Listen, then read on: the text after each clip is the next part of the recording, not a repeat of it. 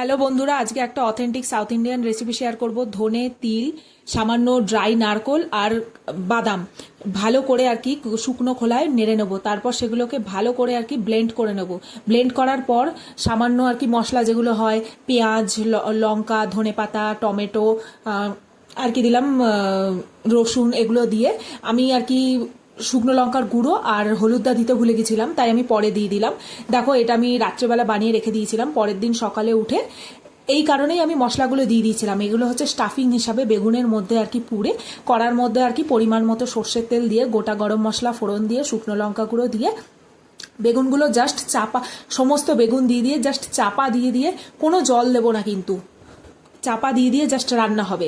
চাপা দিয়ে কিছুক্ষণ হয়ে যাবার পর, এটা হচ্ছে ইমলিটাকে ভিজিয়ে রেখেছিলাম, ইমলির কাঁধ দিয়েছি, তাছাড়া অন্য কোনো আর কি জল ব্যবহারই করিনি, জাস্ট ড্রাই ড্রাই হবে। তারপর আবার পরিমাণ মতো নুন, লঙ্কা, হলুদ গুঁড়ো যা কম ছিল দিয়ে দিলাম। জাস্ট দারুণ খেতে হয়েছিল এটা।